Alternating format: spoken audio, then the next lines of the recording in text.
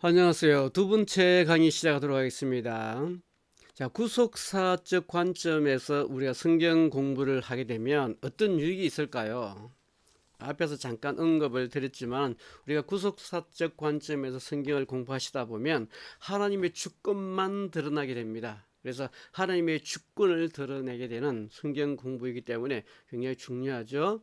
물론 다른 공부도 마찬가지겠지만 특별히 하나님의 그 구속사적 관점에서 공부를 하다 보면 오로지 하나님의 주권 외에는 다른 것이 드러나지 않고 오직 하나님의 주권만 드러나게 됩니다. 그리고 신앙의 중심에 그리스도가 확실하게 서게 되는 것을 보게 되죠.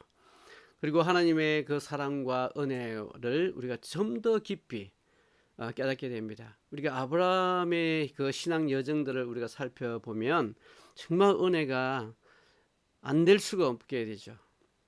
왜냐하면 이 아브라함이 믿음의 조상이 되기까지에는 정말로 많은 실수와 어려움을 당하게 되죠. 아브라함의 그 실수를 생각하면 정말로 하나님의 입장에서 바라볼 때 정말로 깜짝깜짝 놀랄 만한 어려운 일들이 굉장히 많이 있죠. 그러니까 하나님에게는 위기가 없겠지만 우리가 바라볼 때 정말 하나님의 그 구속사적 과정에 있어서 정말로 어려운 고비들이 있었습니다. 그 중에 하나가 뭐냐면 하나님께서 아브라함을 부르시고 약속의 땅을 주겠다고 약속을 했습니다. 그리고 이 아브라함이 이제 하나님의 말씀에 의지하고 약속의 땅으로 갔어요. 잘한 거죠. 그런데 약속의 땅에 갈 때 아마 기대가 있었던 것 같습니다.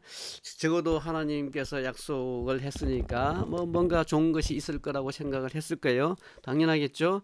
근데 막상 하나님의 약속의 땅에 가보니까 웬걸 이건 사람이 살 만한 곳이 아닌 거예요. 그냥 기근에다가 뭐 그 땅에 사람 주인이 이미 있잖아요. 그 가난한 사람들이 이미 살고 있죠. 뭐 온갖 족속들이 살고 있고 이건 뭐야 하나님 도대체 하나님 약속 믿고 와고 이거 놔주겠다고 왔는데 와보니까 뭐 이미 땅 살고 있고 흉년이 들어서 도대체 살 수 없는 땅이 된 거 아니에요? 얼마나 실망이 컸겠어요. 그러니까 아브라함은 하나님의 약속의 땅을 떠나버리게 되죠. 그러니까 하나님이 이 아브라함을 통해서 그 가나안 땅에서 하나님의 구속의 역사를 이루어 가야 되는데 그 땅을 떠나버렸으니까 하나님의 입장에 볼 때 굉장히 위기가 오게 된 거죠. 어떻게 하나님의 구속의 역사를 이루어 가겠습니까? 예. 그리고 이제 그때부터는 이제 이 아브라함은 자기의 전략을 따라 살기로 하죠. 그래서 자기의 전략을 따라 살기로 결정하고 이제 살만한 곳으로 또 다른 곳으로 이주를 하게 되죠. 이집트로 이주를 하게 되는데 아마 이집트 지역에서 이제 살 방법을 강구하게 되는데 그 중에 하나가 아내를 누이라고 속이는 거죠. 뭐 아내를 팔아먹는 거죠. 그나 속된 말로 하면. 자, 그것도 이유가 있죠. 왜냐면 이집트 사람들도 이게 아내를 빼앗으려 그러면 남편이 있으면 여자를 빼앗을 수가 없어요. 그러니까 남편을 먼저 죽여야 여자를 데려갈 수가 있어요. 그러니까 아브라함은 남편이라고 그러면 죽으니까 그냥 오빠라 그래라 이렇게 한 거죠. 그래서 목숨은 살게 됩니다. 물론 하나님께서 이제 특별한 은혜를 주셔서 아브라함을 살리죠. 만약에 사라가 이 바로 왕의 왕비가 됐다면 하나님의 약속은 어떻게 이루어가겠습니까? 또 더 깊은 위기에 도달하게 되는 겁니다. 이 하나님께서 이제 은혜를 베푸셔서 아브라함을 구해냅니다. 구해내는가 동시에 굉장히 많은 이제 양과 소, 동물들을 많이 얻게 되죠. 그 사라 덕분에. 그래서 갑작스럽게 부자가 돼요.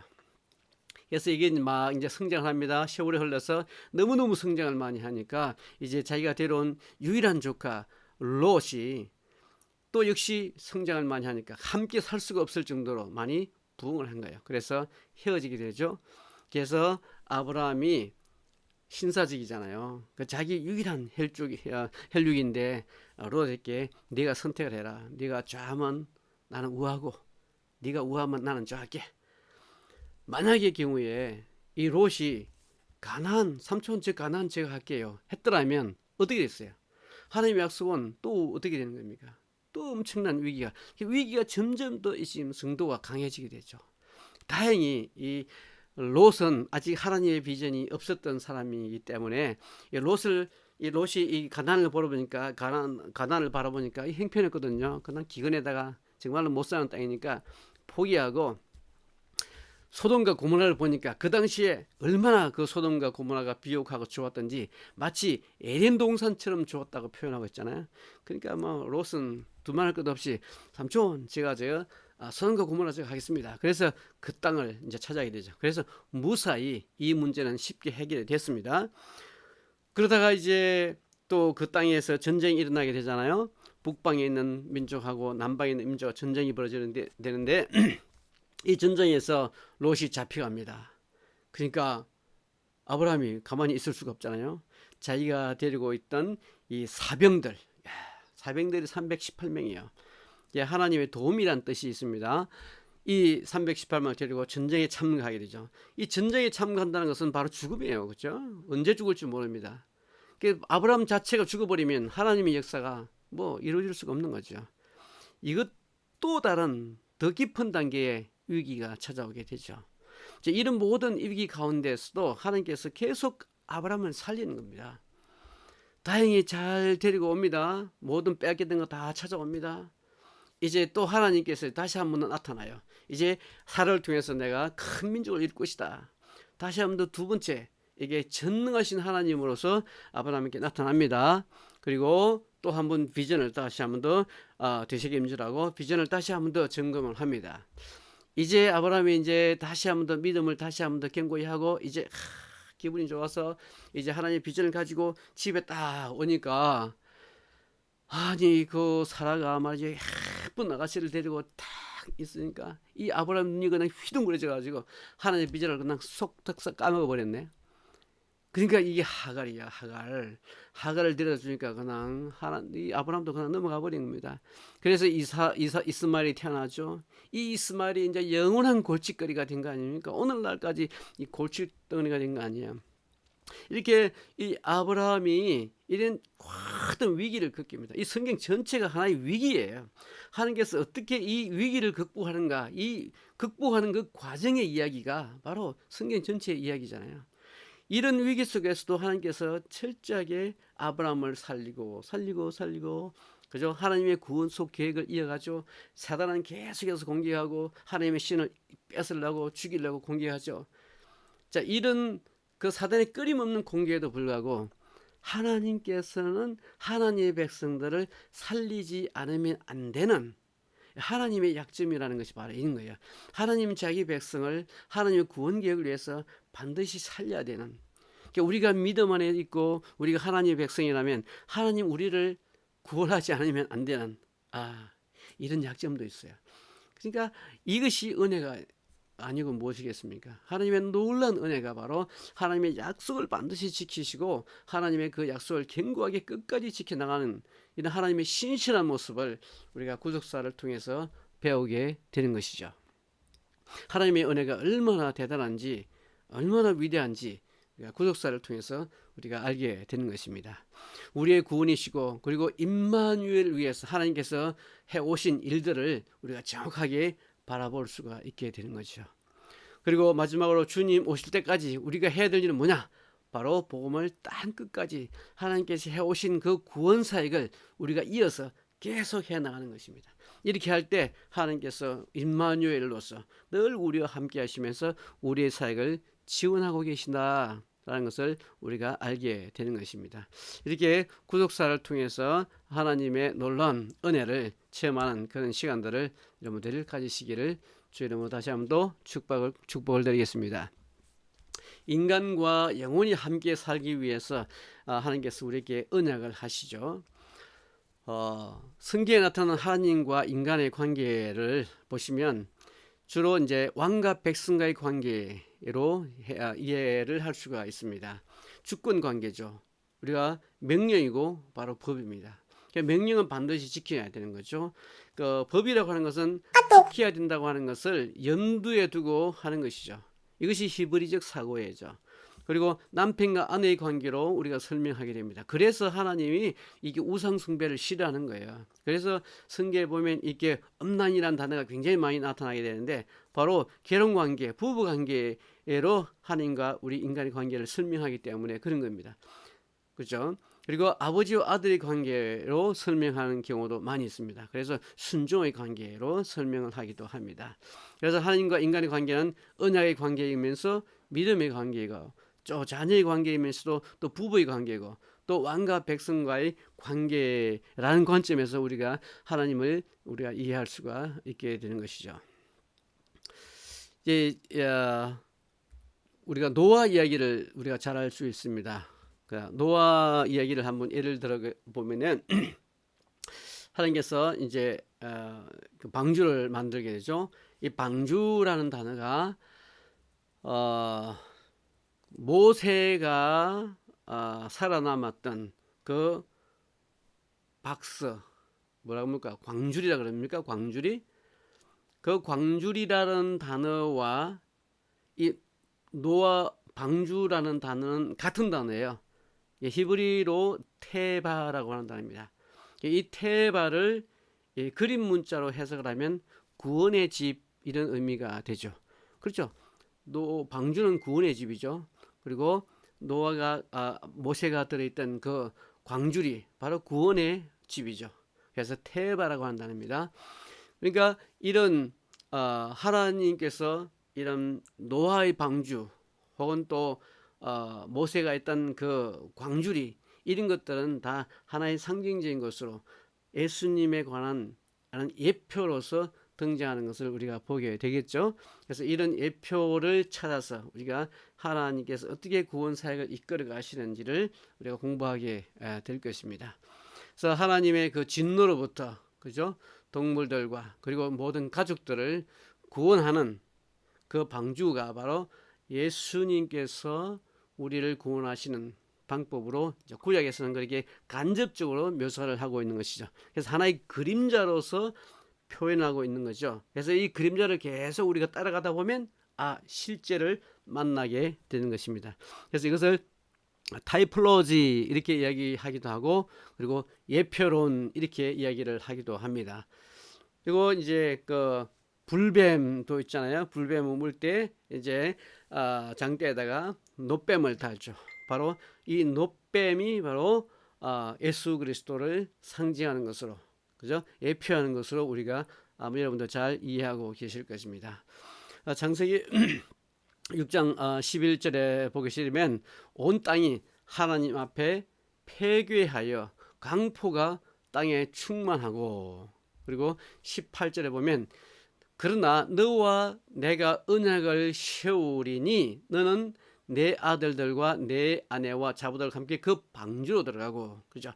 이런 폐역한 가운데서 하나님께서 방주를 예비해서 우리를 구원하시는 여기서 말하는 이제 물에서 우리를 구원하시는데 이 물에 대한 설명을 신약에서 해석을 해주고 있습니다. 바로 베드로전서 3장 21절을 한번 보셔요.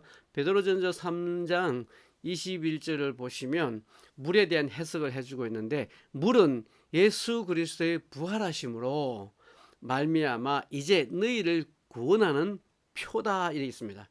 곧 세례다. 육체에 들어온 것을 제하여 버리고 제하여 버림이 아니요 오직 선한 양심이 하나님을 향해 찾아가는 것이다.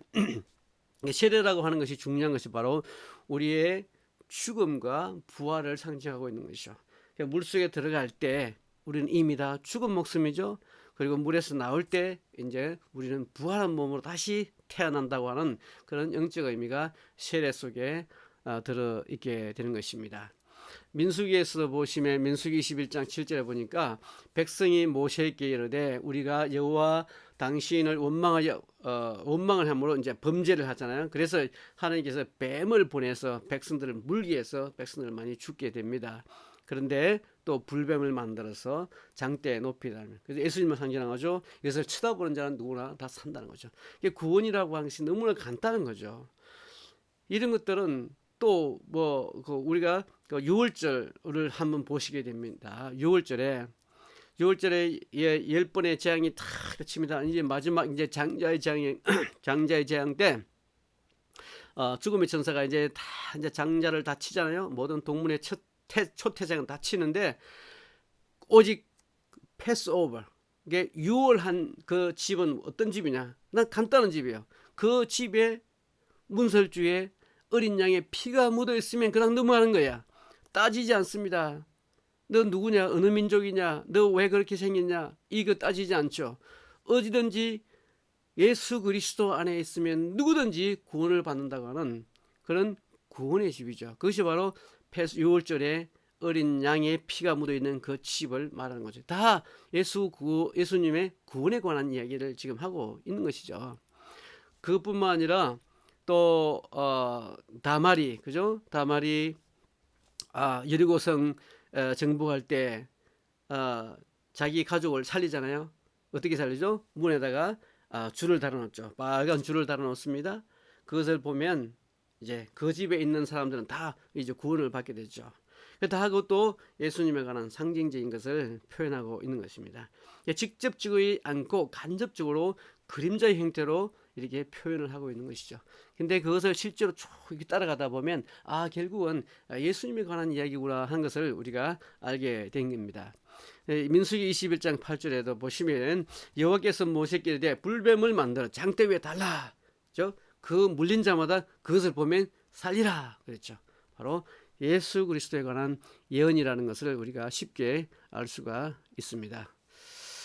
자, 모세를 믿었더라면 또 나를 믿었으리라. 이는 그가 내게 대하여 기록했다. 그러니까 모세가 기록한 것은 결국은 예수님에 관한 기록이라는 것을 그 백성들은 몰랐던 거죠. 이스라엘 백성들은 몰랐던 것입니다.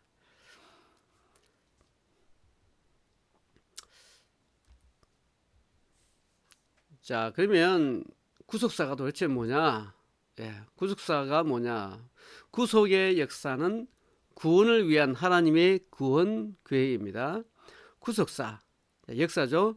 구속사는 창조에서 현재까지의 하나님의 구속사를 연구하는 총칭입니다. 구속 역사는 하나님께서 자신의 백성을 죄에서 구속하시는 일련의 사건으로 그리스도 안에서 성취된 이야기다. 이렇게 정의를 할 수가 있겠습니다. 자, 이렇게 구속사가 무엇인가에 대한 의미를 우리가 잠시 살펴봤습니다. 구속사는 아담과 시작하고 아담으로 끝나죠. 그래서 히브리에서 보면 아담이라는 단어가 등장하게 되는데 두 번째 아담, 그죠? 첫 사람 아담과 그리고 마지막 아담이 있는데 그것은 하아담이라고 합니다. 아담, 하아담. 그래서 마지막 아담을 예수 그리스도로 보는 것이죠. 고린도전서 15장 47절 말씀해 보시면 첫 사람은 땅에서 났고 그리고 흙에 속한 자고 둘째 사람은 그죠? 둘째 아담이죠. 하늘에서 나셨느니라 이렇게 기록하고 있습니다. 그러니까 아담으로 시작하고 아담으로 마지막 아담으로 끝나는 것이 구속사의 이야기가 되겠습니다. 자, 로마서 5장 14절 말씀을 한번 보세요. 로마서 5장 14절 말씀을 보면 아담은 앞으로 오실 자의 모형이다 라고 되어 있죠. 표상이다, 모형이다. 이것을 이제 우리가 모형론이라고도 하고 또 예표론이라고도 하죠. 그래서 이 구속사를 우리가 타이폴로지, 예표론으로 그러면 모형론으로 공부하는 것도 상당히 의미가 있으니까 여러분들 여러분들 나름 각자 연구를 또 따로 해보시기 바라겠습니다. 창세기 5장에 보면 이제 족보 얘기가 나오죠. 이 족보도 굉장히 중요한데요. 이 족보를 잘 따라오셔야 됩니다. 족보는 어떤 하나의 이정표도 같은 거예요. 구속사를 공부하실 때 족보를 반드시 공부를 하셔야 되는데 이 족보를 통하지 않고는 구속사를 우리가 완성할 수가 없어요. 족보는 바로 구속사, 그러니까 예수 그리스도가 참된 진짜 하나님께서 예언하신 그 예언자라고 하는 것을 증명하는 것이 바로 족보예요. 그래서 족보를 잘 따라오시면 결국 예수 그리스도는 하나님께서 미리 예언하신 그분이 바로 이분이다라고 하는 것을 보여주는, 증명하는 것이 바로 족보이기 때문에 족보를, 뭐 재미는 없죠. 그렇지만 족보를 잘 따라오셔야만이 예수 그리스도를 만날 수가 있습니다. 자, 질문을 하나 해보면, 룻기서가 있잖아요, 성경에. 룻기서는 사사기와 사무엘서 사이에 끼어져 있어요. 사사기와 사무엘서는 연결고리가 있습니다. 같은 스토리예요, 같은 시대에. 근데 룻기는 전혀 딴 얘기가 그 속에 쏙 들어가 있어요. 도대체 왜 이런 갑작스럽게 룻기 얘기가 왜 그 속에 이렇게 삽입장으로 이렇게 끼어져 있을까? 그 룻기서의 4장에 보시면 바로 족보 이야기가 나오죠. 이 족보를 통해서 우리가 알 수 있는 것은 뭐냐? 이 바로 룻기는 그리스도의 오실, 그리고 구속사의 흐름에서 중요한 장이라는 것을 우리가 알 수가 있죠. 만약에 룻기서가 없다면 족보와 그 연결고리가 끊어지는 이런 일이 발생하게 되죠. 그러면 참된 구속사를 우리가 연구하는데 어려움이 있게 됩니다. 이것이 정말로 참된 구약에서 말하는 예언자된 그 예언자인지를 우리가 증명하기가 어려워요. 그래서 룻기서가 구속사에서 굉장히 중요한 책이라는 것을 우리가 알 수가 있게 되는 거죠. 그 에스더도 마찬가지입니다. 그리고 여러분들 보시면 창세기 34장 그리고 창세기 38장 이것도 삽입장이에요. 34장은 전혀 다른 이야기예요. 38장도 전혀 다른 이야기입니다. 그 다른 이야기를 그 속에 이렇게 끼워 넣은 거죠. 왜? 이것도 바로 이것이 구속을 연결하는 중요한 연결고리가 되기 때문에 그렇게 삽입장으로 기록을 한 것입니다. 그래서 여러분들 성경을 보실 때 잘 이렇게 주의 깊게 보시면서 읽어 나가시기 바라겠습니다. 창세기 5장 보면 이제 그 아담의 족보가 나오게 되는데 아담의 족보는 계속 죽는 이야기만 나옵니다. 죽고 그죠? 근데 마태복음에도 족보가 나오죠. 1장 마태복음 1장에 족보가 나오게 되는데 그 마태복음의 족보는 계속 태어나고 이런 족보 형태로 나와 있습니다. 그것은 이제 예수님의 족보는 이제 둘째 아담에 관한 이야기가 되겠죠. 그것도 재미난 이야기가 있습니다. 마태복음 1장을 이제 연구하시게 되면 그 족보 얘기가 나오잖아요. 그게 보면 재밌는 게 14대 이렇게 끊어 있습니다. 그죠? 14라고 하는 숫자에 굉장히 영적 의미가 있는 거죠. 영적 의미라기보다는 뭐 사실은 상식이에요. 유대인들에게 있어서 14라는 숫자를 들으면 바로 알아듣습니다. 우리에게는 너무나 생소하고 뭐 좀 의미가 없어 보이지만은 그 유대인들에게 마태가 썼잖아요. 마태는 유대인들을 위한 복음이에요. 유대인들이 딱 14라고 한 숫자를 들으면 바로 알 수 있는 그런 상식적인 문제예요. 그것이 뭐냐면 바로 14는 다윗의 숫자입니다. 다윗. 그 히브리어로 다윗의 숫자가 다비드예요. 다비드. 다비드는 히브리 게마트리아가 14예요. 그러니까 우리가 그것을 14를 다윗의 숫자라고 합니다. 마태복음 1장은 그러니까 이 마태는 그 유대인들에게 예수 그리스도는 바로 다윗의 후손이야. 다윗의 후손이야라고 하는 것을 세 번씩 강조하는 거죠. 그러니까 제발 예수 그리스도를 믿어라. 그분은 바로 다윗의 자손이다라고 하는 것을 마태복음 1장에서 강조하고 있는 것이죠. 자, 그렇게 신명기에서 보시면 이제 복과 저주가 선택이 나오죠. 생명나무와 선과 악의 나무가 이렇게 비교를 해주고 있고요. 또 창세기 3장 6절에도 생명나무와 선과 악의 나무 두 개를 이렇게 비교를 지금 해주고 있죠. 이 성경 계속 이원론 쪽으로 어떻게 가는 경향이 많이 있습니다. 우리가 뭐 삼원론도 부정하기도 하지만은 결국은 이원론으로 가는 경향이 많죠. 왜? 혼이라든지 영은 하나로 묶음으로 보는 경향들이 많이 있기 때문에 그렇죠. 뭐 이런 교리적인 거 가지고 서로 다투거나 싸우거나 이렇게 하지 마시기 바랍니다. 그 중요한 것은 아니에요. 뭐 3이면 어떻고 2면 어떻겠습니까? 우리가 창세기 보면 이제 그게 선악과 나무가 나오는데 선악과 나무를 보니까 정말로 먹기에도 좋다. 그죠? 눈에도 즐겁고 탐스럽기도 하고 굉장히 이제 유혹적인 이런 유혹을 아담은 그리고 하와는 이기지 못하고 실패하죠. 근데 이런 똑같은 유혹이 예수님도 겪게 됩니다. 예수님이 성령이 충만했을 때 바로 사단이 바로 등장해서 예수님을 이제 유혹을 하게 되죠. 금식 끝나고 배고프고 할 때 그때 바로 돌 가지고 떡 만들어 먹어라. 야, 대단한 유혹 아닙니까? 배고픈데 그죠? 할 수 있습니다. 그렇지만 예수님께서 하지 않았어요.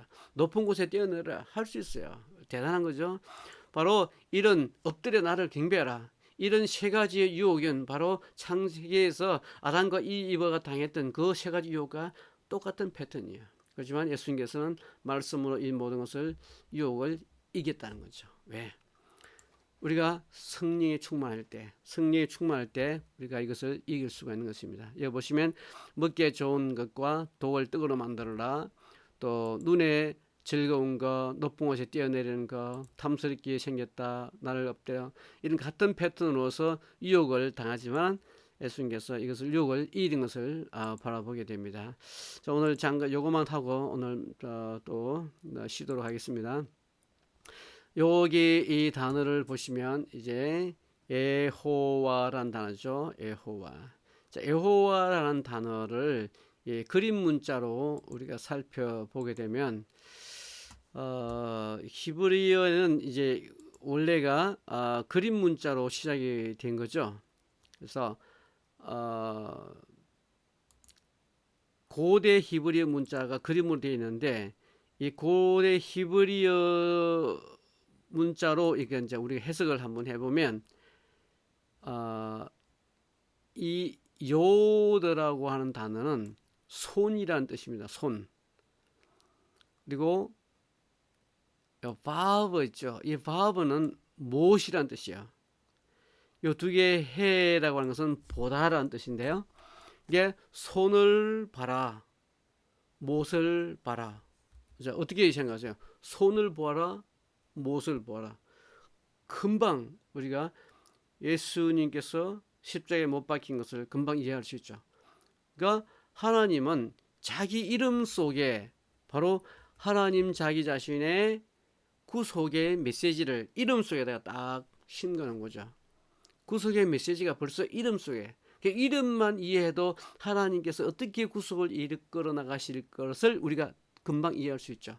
아, 십자가에 달려서 피 흘리심으로 우리의 구속을 완성하시는 분이구나 라고 하는 것을 금방 알 수가 있게 되는 거죠.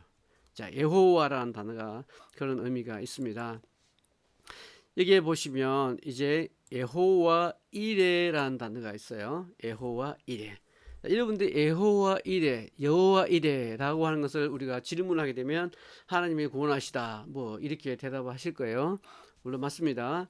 그러면 좀 더 정확하게 이해하면 하나님이 공급을 하세요. 근데 무엇을 공급하죠? 바로 하나님이 자기 자신을 공급하는 겁니다.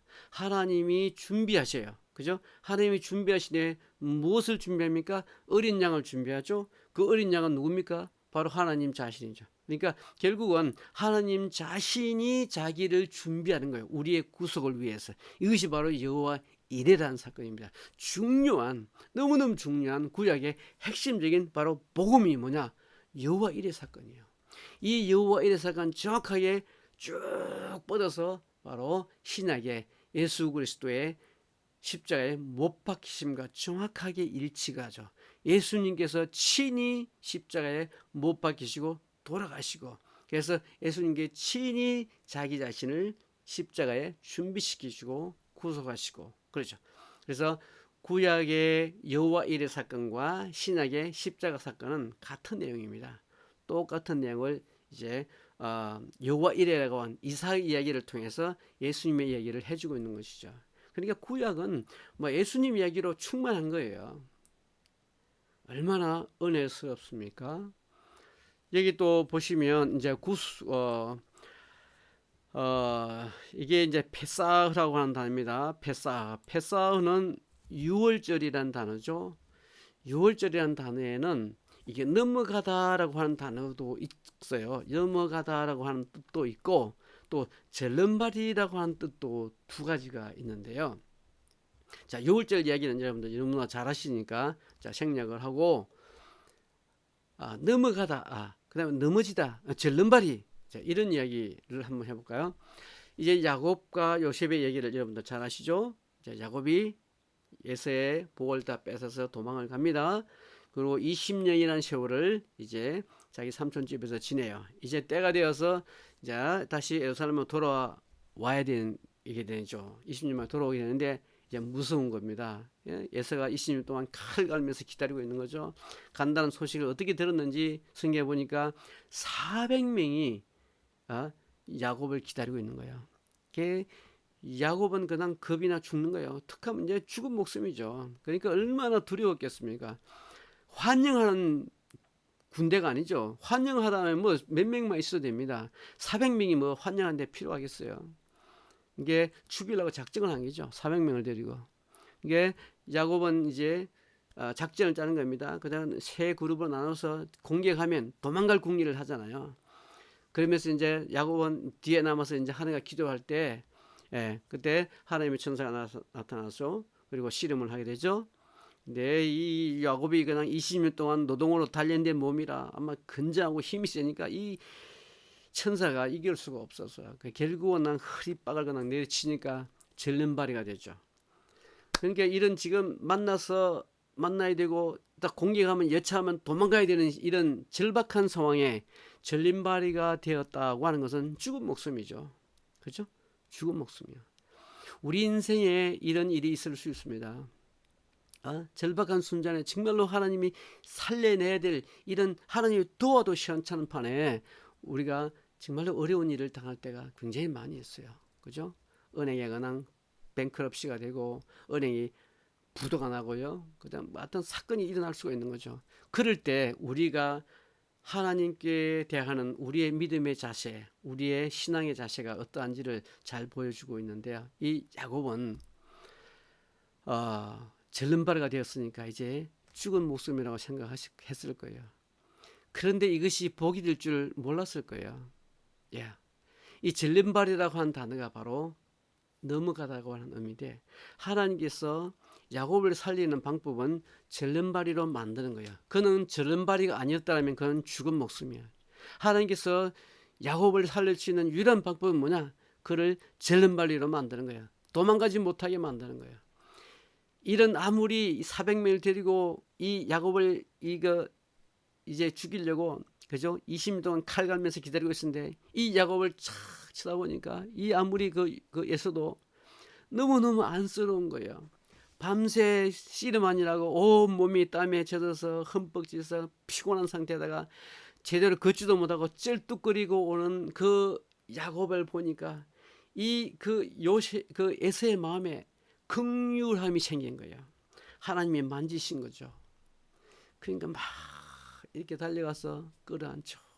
그래서 죽음이 넘어가게 된 겁니다. 이것이 바로 유월절이라는 페사흐라고 하는 의미가 되는 거죠. 이렇게 해서 이제 야곱이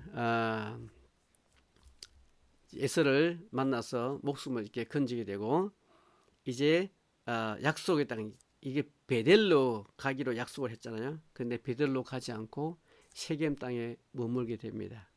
그것이 이제 34장에 등장하는 거죠. 이 34장은 정말로 중요한 장입니다. 이것도 34장이 없으면 성경은 그냥 거기서 끝나는 거예요. 더 이상 구원 계획이 없는 거예요. 맨 34장에 보면 이 야곱의 일가족이 그죠? 야곱의 가족을 통해서 이제 하나님의 씨가 계속 이어져야 되는데 일가족이 다 멸절당하는 그런 위기가 오게 됩니다. 세겜족들에 의해서. 그죠? 이게 할례를 이용해 가지고 세겜 사람들 젊은이들을 다 죽여버려요.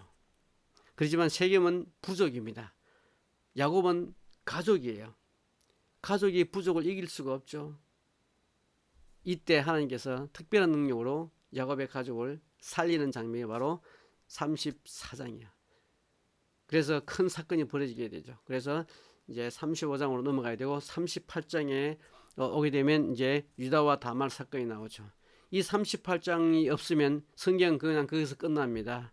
38장에는 족보 이야기가 바로 유다를 통해서 하나님의 그 씨를 이어가는 장면이 등장하게 되죠. 그래서 하나님께서 어떻게 구원을 이루어 가시는지 그 구원을 이루는 과정에서 나타난 놀라운 위기들을 통해서 우리는 하나님의 은혜를 체험하게 되는 것입니다. 자, 이런 이것이 이제 그 히브리의 원래 단어입니다. 이게 페라는 단어고 사메크 그다음에 헤트라는 단어죠. 자, 다음에 기회가 되면 이제 고대 히브리어를 가지고 공부할 수 있는 기회도 한번 만들어 보도록 하겠습니다. 자, 가죽옷 이야기는 이미 앞에서 했죠. 케트노트 오르, 이것은 덥다라고 하는 의미죠. 하나님께서 하나님의 구원의 옷을 우리에게 입히게 됩니다. 가죽 옷이지만 이제 계시록에 오면 이제 하나님께서 우리의 구원의 옷으로 우리를 입히시게 되죠. 그 구원의 옷에 대한 하나의 예표로 등장하는 것이 가죽 옷이 되겠습니다. 자, 여기까지 이제 오늘 말씀을 마치고 이제 다시 다음 시간으로 공부하도록 하겠습니다. 자, 지금까지 수고 많으셨습니다. 다음 시간에 뵙도록 하겠습니다.